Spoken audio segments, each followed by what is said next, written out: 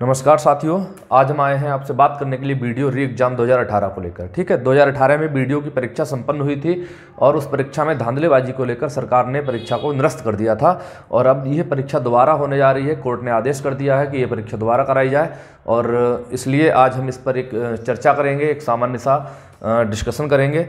देखिए, ये दोबारा जो परीक्षा होने जा रही है, वीडियो का री एग्ज़ाम होने जा रहा है। इस परीक्षा में सबसे पहली चीज़ है कि हम जान लेते हैं कि हमारा सिलेबस क्या होगा। ये परीक्षा हमारी कब संपन्न होगी, इसकी कट ऑफ क्या रहेगी, पहले कट ऑफ क्या रही थी, कौन कौन इसमें शामिल होगा और कौन कौन सी चीज़ें इसके लिए ज़्यादा ज़रूरी होंगी। इन सारी चीज़ों को हम जान लेते हैं इस वीडियो में, अंत तक बने रहिएगा। तो शुरुआत करते हैं हम सिलेबस से लेकर। ठीक, वीडियो का सिलेबस क्या होता है, ये परीक्षा दोबारा होगी, ठीक, क्या होगी, कैसे होगी, ये सब चीज़ें हम इस वीडियो में समझेंगे। तो सिलेबस हमारा देखिए, इस वीडियो के एग्ज़ाम में 3 चीज़ें आती हैं। पहला आती है हमारी हिंदी, ठीक है, दूसरी आती है जीएस और तीसरे नंबर पे आती है रीजनिंग। मैथ इसमें नहीं आता है। हिंदी जो होती है इसके 50 प्रश्न होते हैं और प्रत्येक प्रश्न जो है 2 अंकों का होता है, यानी कि टोटल कितने नंबर हो गए, 100। जीएस जो होती है इसके भी 50 प्रश्न होते हैं और टोटल जो है 100 नंबर का होता है। रीजनिंग में भी 50 प्रश्न ही होते हैं और टोटल होता है 100 नंबर का। यानी कि आपकी जो परीक्षा होती है वो कंप्लीट परीक्षा जो होती है वो होती है 300 अंकों की। 300 अंक की परीक्षा होती है, ठीक है। इसमें नेगेटिव मार्किंग का प्रावधान रहता है, यानी कि 2 प्रश्न गलत करने पर, आपने 2 प्रश्न अगर गलत कर दिए तो 1 सही चला जाएगा, 1 सही प्रश्न काटा जाएगा।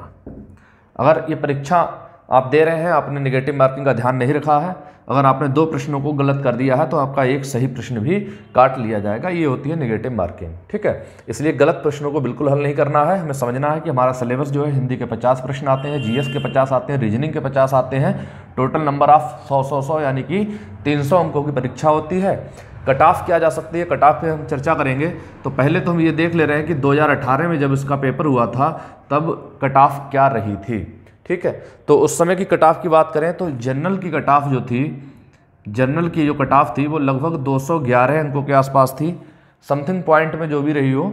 और एक अनुमान है ओबीसी की जो कट ऑफ थी वो थी लगभग 207 के आसपास और एससी की जो कट ऑफ थी वो शायद 186 यानी 96 के आसपास ऐसी ही थी। मान लीजिए 200 के आसपास रही ओवरऑल, ठीक है।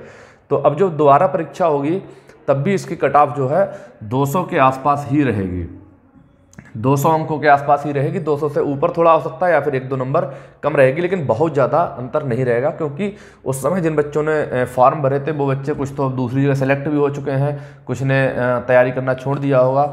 हाँ, कुछ बच्चे तो और ज़्यादा मेहनत से तैयारी कर रहे होंगे, लेकिन मुझे नहीं लग रहा कि कट ऑफ अब बहुत ज़्यादा जाएगी। 200 के आसपास ही रहने का एक अनुमान रहेगा, इसलिए आप लोग भी मेहनत से तैयारी करते रहिए।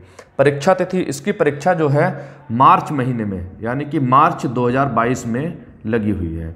जो UPSSC का जो कैलेंडर है, कैलेंडर जारी किया गया था, उस कैलेंडर में परीक्षा ये मार्च 2022 में होने की संभावना है और उसी समय लेखपाली की परीक्षा भी होनी है।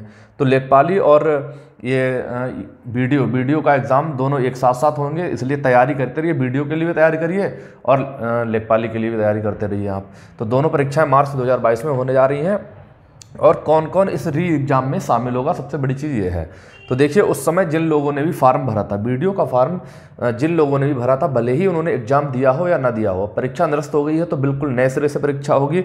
तो जिन लोगों ने आवेदन किया था वो सभी अभ्यर्थी इस परीक्षा में शामिल किए जाएंगे, ठीक है। इस चीज़ का विशेष ध्यान रखिए। और जिनका रजिस्ट्रेशन नंबर खो गया है, नहीं मिल रहा है, उनके लिए एक हम लिंक डाल देंगे, उस लिंक के थ्रू आप जो है अपना पुराना रजिस्ट्रेशन नंबर भी आसानी से निकाल सकते हैं। इसलिए विशेष रूप से ध्यान रखिएगा, तैयारी करते रहिए, मेहनत से करते रहिए। अगर उस समय किसी कारणवश आपकी तैयारी अच्छी नहीं हो पाई थी या परीक्षा आपकी छूट गई थी, तो अब ईश्वर की कृपा से आपको दोबारा मौका मिला है, तो उस मौके को अपने हाथ से ना जाने दीजिए और तैयारी में लग जाइए, ठीक है। अब बात करते हैं हम कि CCC, उस समय एक CCC भी इसमें दिया गया था कि वीडियो के लिए CCC चाहिए होगा, वही कैंडिडेट वैलिड होंगे। अब CCC तो अब बहुत सारे लोगों ने कर लिया है, बहुत सारे लोग नहीं किए हुए थे उस टाइम, और जब फॉर्म भरा गया था तो बहुत से लोग किए हुए भी थे। तो हमारे प्रश्न का जवाब ये है कि बच्चों ने पूछा है कि CCC सर कब का चाहिए होगा। तो देखिए, हमारी जो विज्ञापन जो जारी हुआ था, हमारा जो इसका विज्ञापन जारी हुआ था, देखते रहिए, अभी हम थोड़ा साफ कर लें बोर्ड के लिए। हमारा जो विज्ञापन था वो विज्ञापन जारी हुआ था, इसकी डेट थी विज्ञापन नंबर जो था वो था 2 परीक्षा 2018। इस विज्ञापन के तहत ही हम लोगों के आवेदन लिए गए थे और ऑनलाइन आवेदन की जो डेट थी, ऑनलाइन आवेदन की जो डेट थी वो थी 30/5/2018, ठीक। और जो अंतिम तिथि थी, अंतिम तिथि इसकी रही थी 29/6/2018, ठीक। अब जो CCC हमारा था, यानी कि CCC भी हमारी योग्यता में शामिल था और इसकी योग्यता थी 12th यानी कि इंटरमीडिएट। जो बच्चे इंटरमीडिएट थे, यानी कि ऑनलाइन आवेदन करने की दिनांक थी 30 और अंतिम तिथि से 29 थे, तो 29/6/2018 तक जिन लोगों ने CCC कर लिया था और 12th पास कर लिए थे, वो सभी लोग इस परीक्षा में सम्मिलित होने के लिए हकदार थे, ठीक है।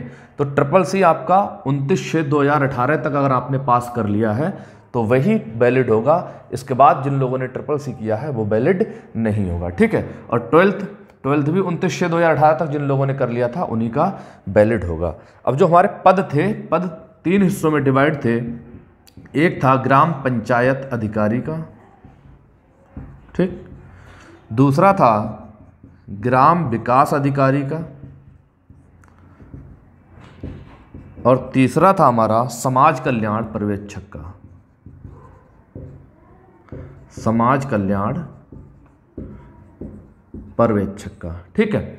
ग्राम पंचायत अधिकारी, ग्राम विकास अधिकारी और समाज कल्याण पर्यवेक्षक, इन तीनों को मिला के जो टोटल पदों की संख्या थी उस समय थी 1953 पद थे हमारे तीनों को मिला के, ठीक है।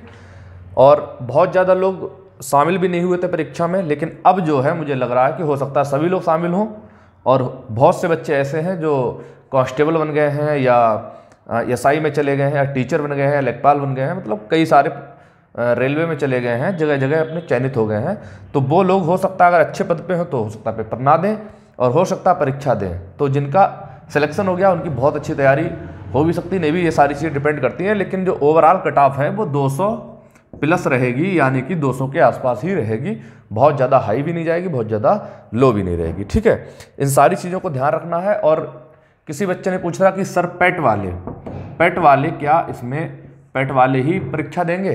देखिए उस समय जब वीडियो का एग्ज़ाम हुआ था, विज्ञापन जारी हुआ था, उस समय पेट की कोई चर्चा नहीं थी और पेट उस समय था भी नहीं। पेट जो आया है ये बाद में आया है, इसलिए उस समय उन्हीं लोगों ने फार्म भरा था जो पेट नहीं थे, यानी कि हर विद्यार्थी फार्म भर सकता था जो इंटरमीडिएट योग्यता रखता था। तो इसलिए पेट का कोई यहाँ पे रोल नहीं है, यानी कि सभी बच्चे परीक्षा देंगे, पेट का कोई इमेज नहीं है। अब बात करते हैं हम लोग सिलेबस की, आपको तैयारी कहाँ से करनी है। देखिए हम UP पुलिस लेखपाल और के लिए जो है सिलेबस जारी करने जा रहे हैं, बिल्कुल निःशुल्क रहेगा, कोई आपसे इसका चार्ज नहीं लिया जाएगा। 20 तारीख से आपके लिए सिलेबस प्रोवाइड किया जाएगा, ठीक है। मैथ चाहे वीडियो का पढ़िए, ठीक है, चाहे लेखपाली का पढ़िए, मैथ दोनों में आना है। वीडियो में मैथ नहीं आता है, रीजनिंग, हिंदी और GS 3 चीज़ें आती हैं। तो आपके लिए तीनों चीज़ों के वीडियो यहाँ पे उपलब्ध कराए जाएंगे। रीजनिंग लेखपाली में नहीं आती है लेकिन पुलिस में आती है, तो रीजनिंग के क्वेश्चंस को अच्छी तरह से पढ़िएगा, क्योंकि पिछली बार वीडियो के एग्जाम में जो रीजनिंग के क्वेश्चन आए थे बहुत लंबे लंबे आए थे, लेंथी भी आए थे और कुछ वन लाइनर भी आए थे, ठीक है।